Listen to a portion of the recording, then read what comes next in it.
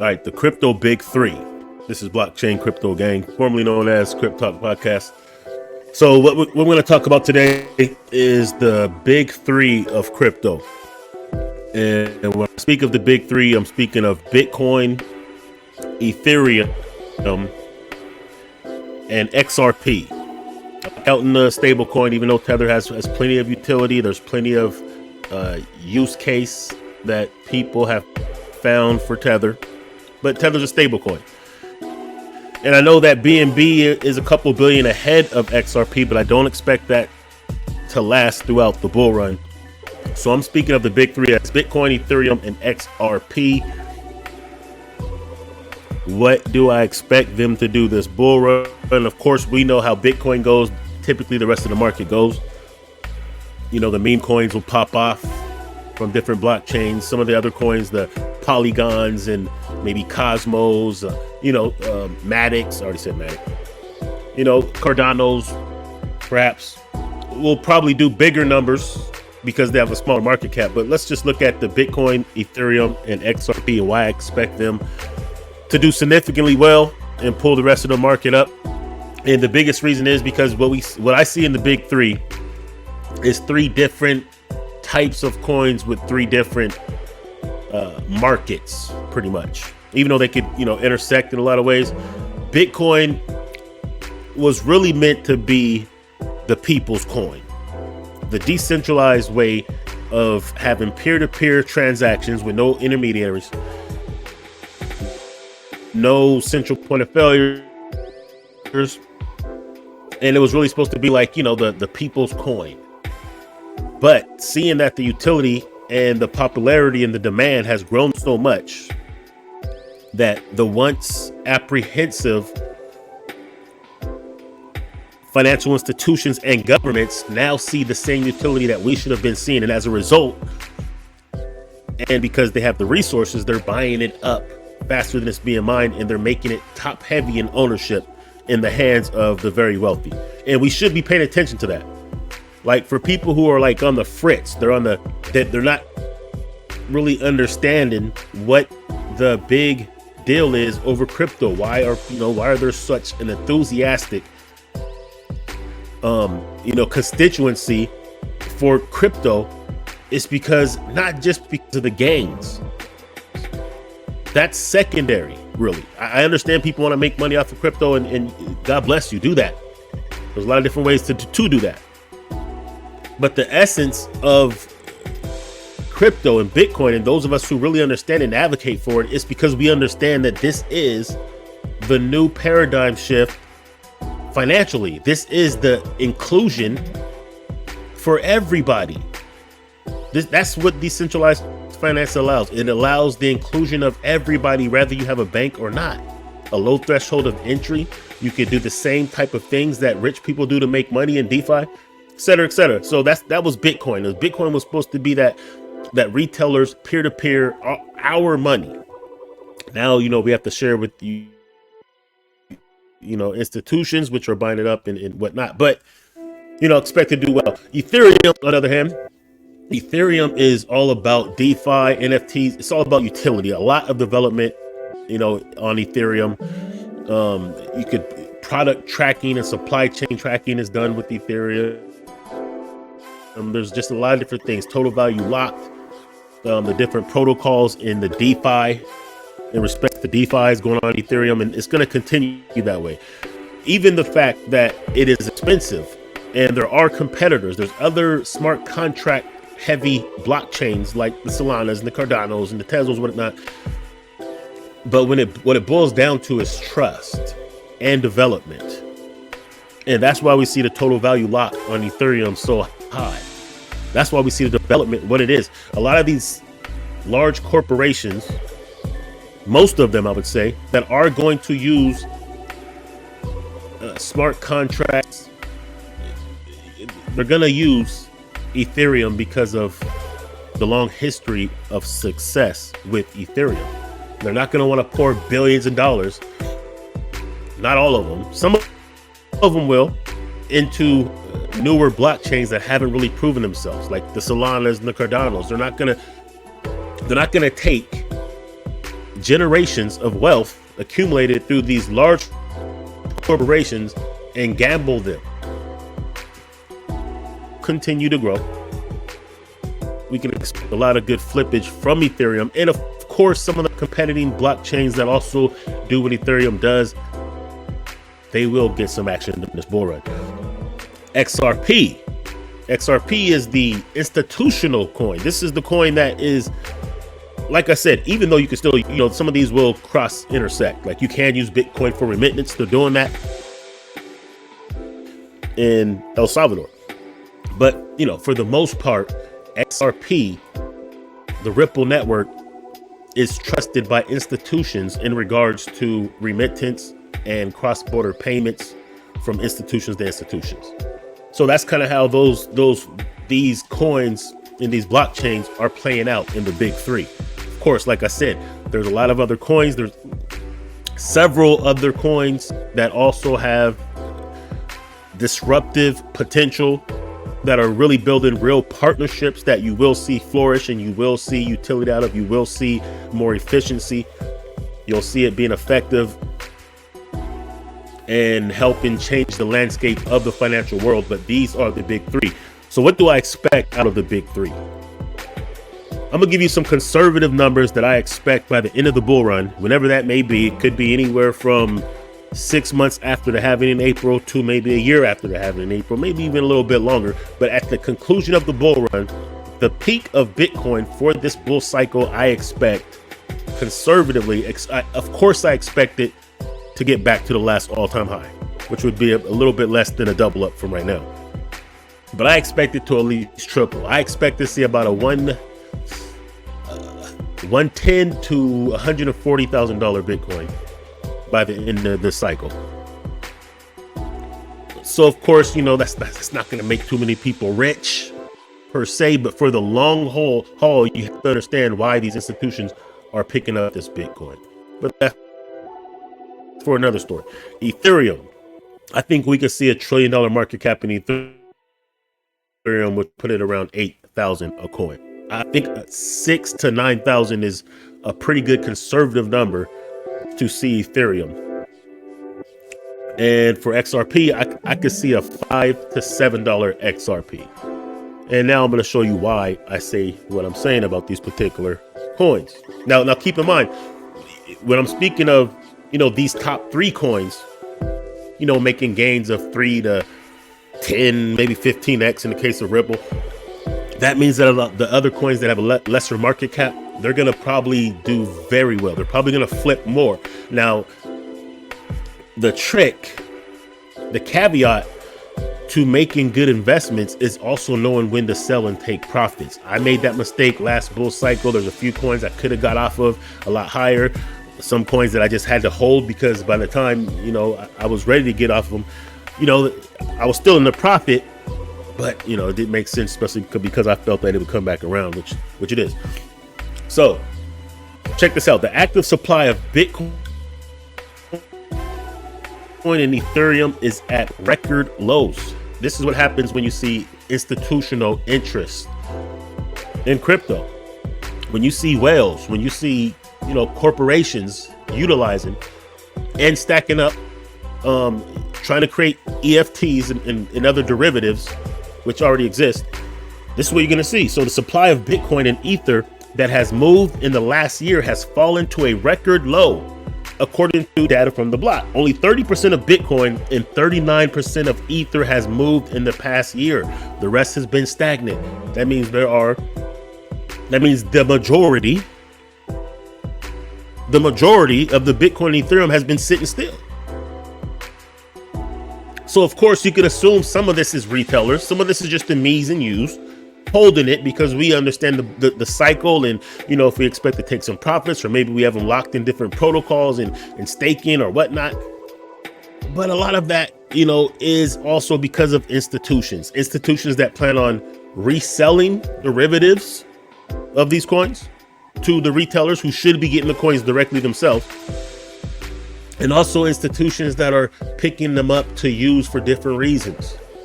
As a large corporation, or even a small business or a medium-sized business, if you understand what DeFi is, I can see the interest that a company would have in going to a DeFi protocol and sitting down and staking, a large sum of their balance sheet, or loaning it out, or different things that you could do, providing liquidity for different decentralized exchanges, et cetera, et cetera. A lot of different ways that they could sit that money pretty safely as a stable coin if they wanted to, and still have passive income and have that, nest egg growing, that balance sheet growing faster than the rate of inflation that they would get holding it in the bank.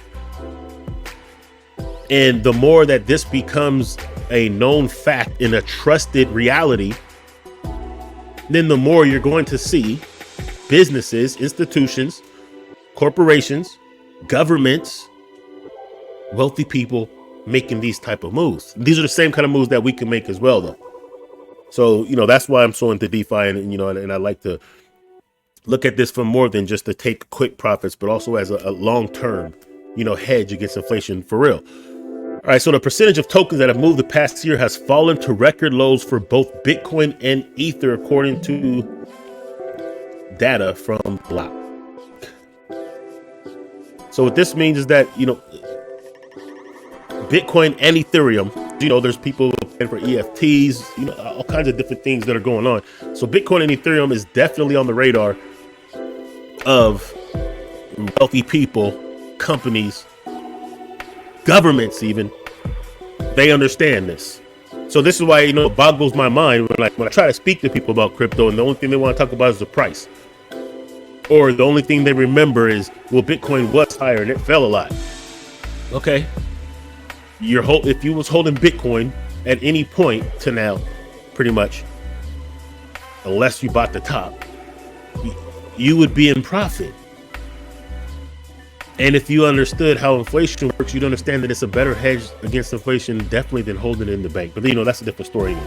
So let's get into the next story of why Bitcoin, specifically in this case, is going to do some big numbers and pull the rest of the market up.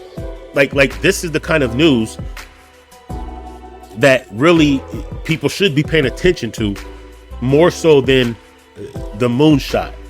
I got some moonshots for you too, but let's just keep it fundamental. Let's understand what is going on in the world that you can actually leverage and take advantage of for the long run, not just for the short-term gains.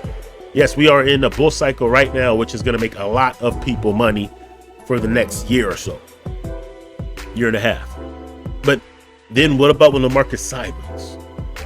What's going to give you the confidence and the expertise and know-how to, even in a sideways market, still be able to leverage and still understand where, we're going financially as a global market? Argentina's new president could supercharge nation's use of crypto. Adopting crypto in Argentina could help citizens avoid pitfalls of hyperinflation and being saddled with the local currency suffering a more than 100% year-over-year depreciation rate versus the dollar. So, Blockchain Crypto Gang is a YouTube channel I just started because Crypto Talk Podcast was disabled. It was taken down. It was terminated. And until I get it back, I will be here. And even if I get it back, I may just do a little bit from both. So if you know me from Crypto Talk Podcast, you know that I've been saying this for years.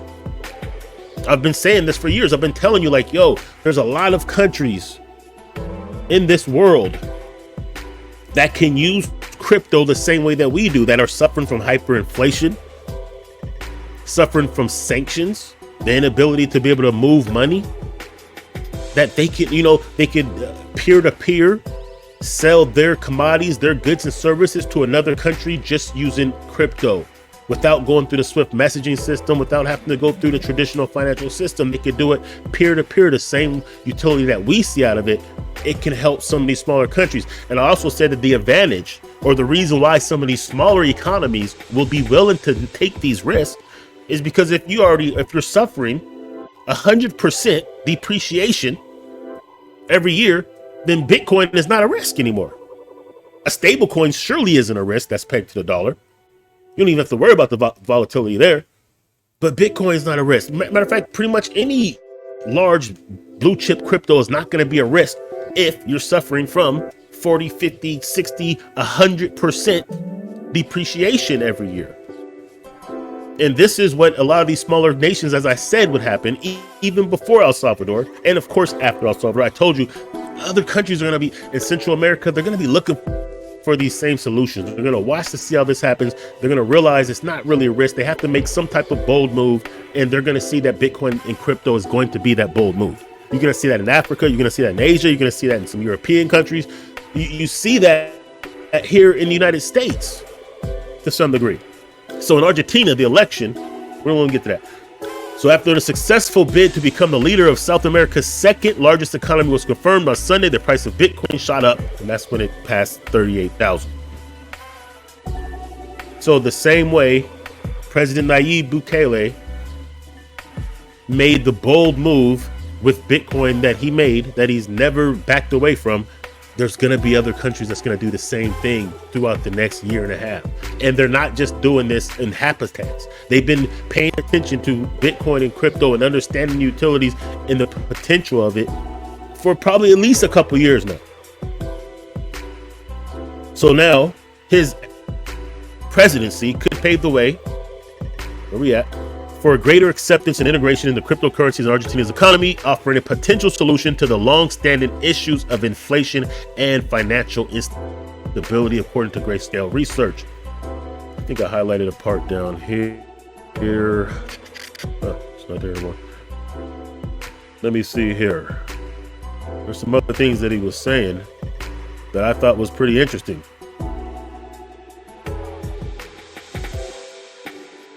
All right. He's basically, this is what we're seeing happen now. These are presidents of whole countries, the presidents and CEOs of large institutions are now singing the praises of Bitcoin and the potential of what decentralized finance means for the global economy.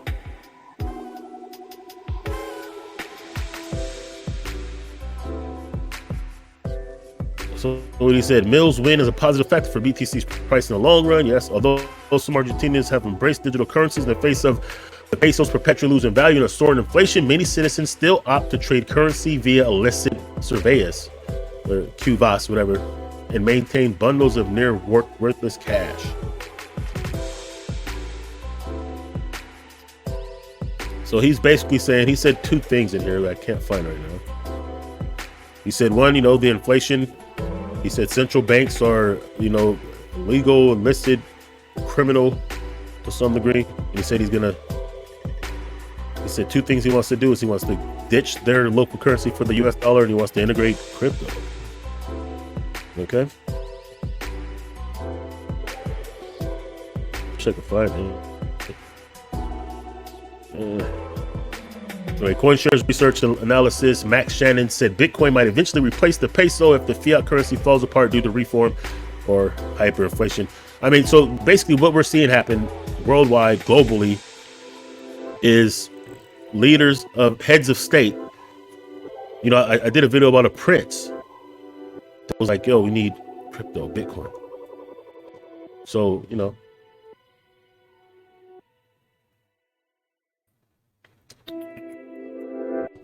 anyway, here we go. Dollarized the Argentine economy by killing the peso and shutting down the Argentine central bank. He also plans to get rid of legal tender laws, meaning that Argentinians will be able to freely pick whichever currency or digital asset they want to deal with in everyday use. Argentinians will be able to legally transact in Bitcoin and stablecoins very soon. This will boost adoption even more.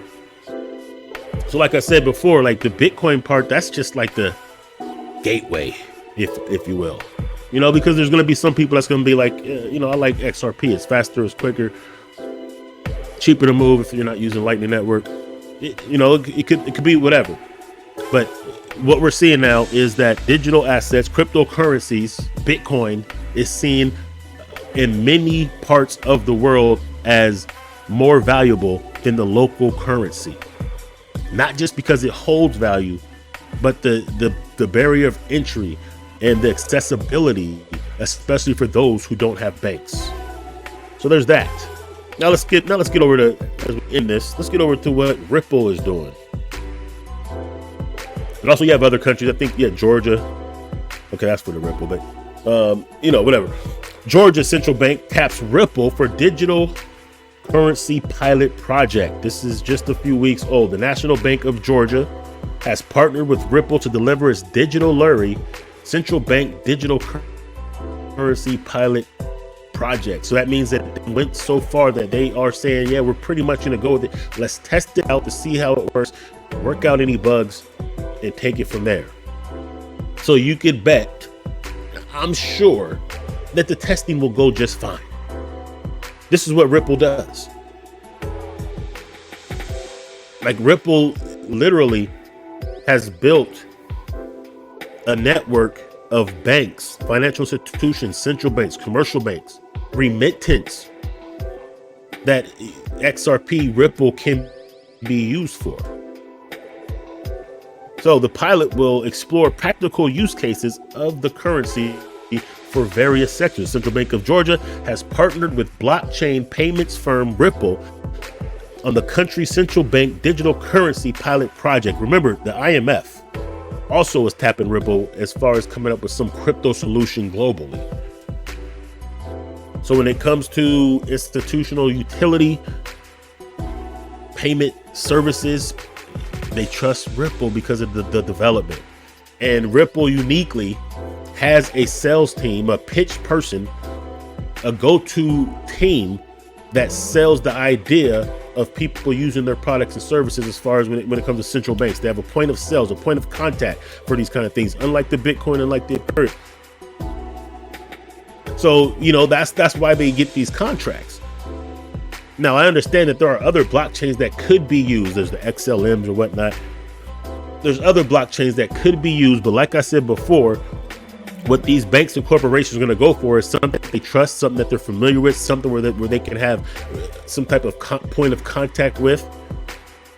Something that you can also have referrals of other people who have used these, other businesses that have partnered with, and they could, do their due diligence and vetting. And this is why so many of them are going to Ripple. So the pilot program for the National Bank of Georgia will experiment with Ripple CBDC platform to access the practical use case of the digital lari CBDC for public sector businesses and retail users in the country. Now, keep in mind, all of these things that continue to develop for Ripple have happened even though they were in a lawsuit with the SEC that just recently mostly came to an end. But worldwide, they were not worried about what the SEC was doing. Now, don't get me wrong. There's a lot of different, and this is another thing that's going to significantly enhance this bull run. There's a lot of different countries, banks, institutions, corporations that already have products and services that they were working on that they put on the back burner until this SEC situation was resolved. And you're going to see a slew of them over the next few months coming out, announcing their partnerships and their products and their services. And this is going to lead to more bullish behavior.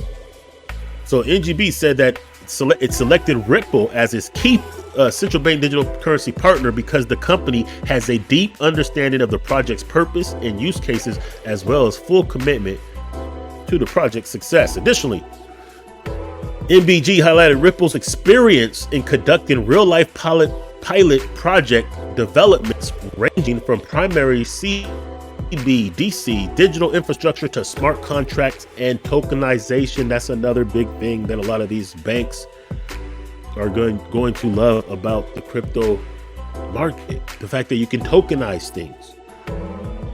They can tokenize house deeds, car titles, gold.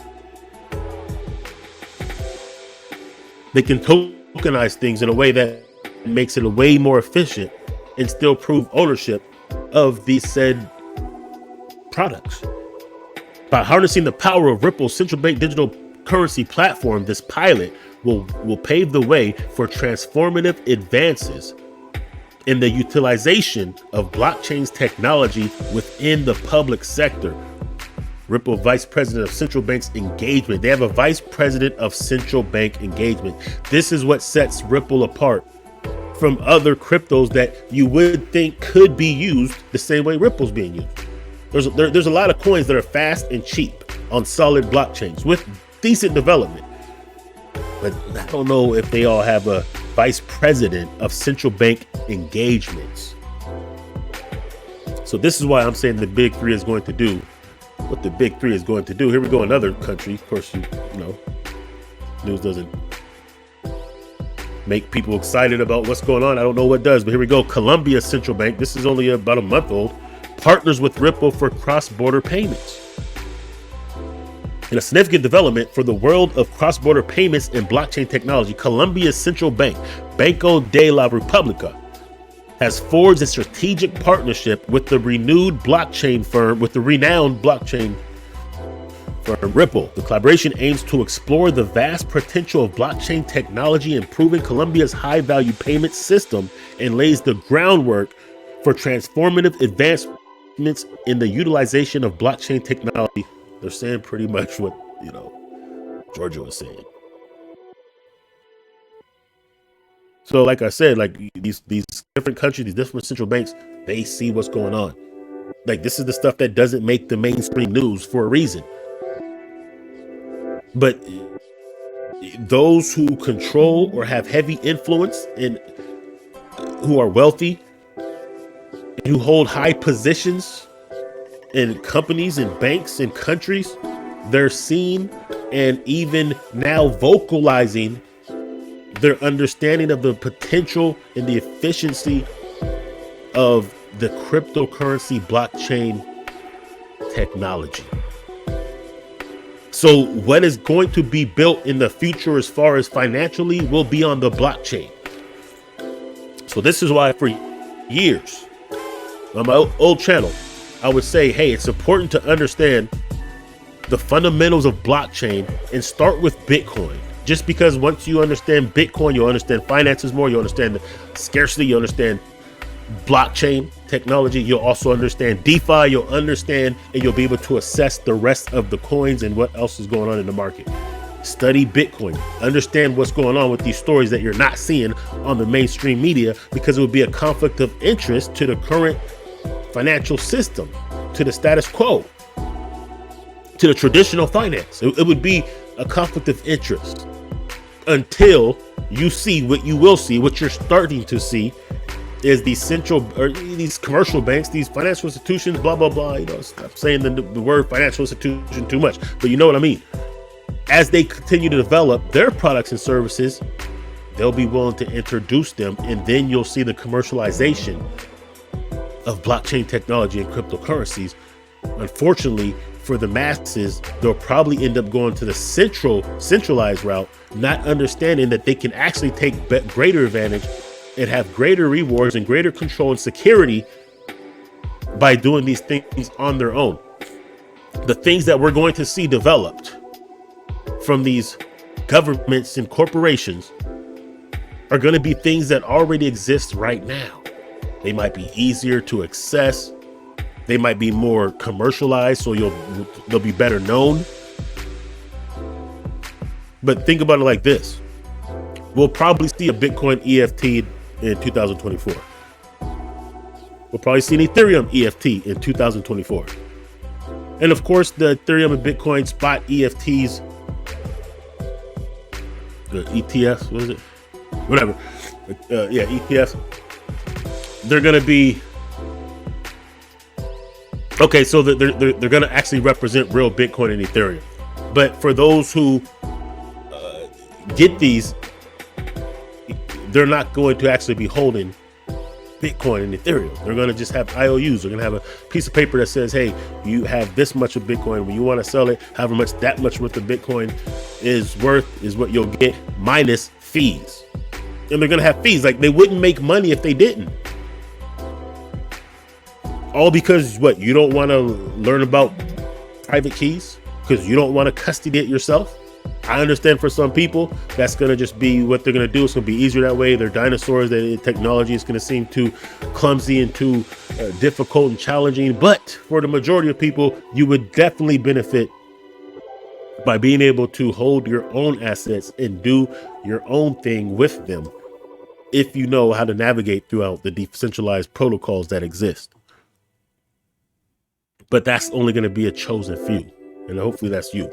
Anyway, so Blockchain Crypto Gang, subscribe to this new channel, comment, help the algorithms with the likes. I will be bringing you forth more information, tutorials, some of my moonshot picks, and of course exposing the frauds at Karatbar / Gold Standard Partners. Thanks for your time. Peace.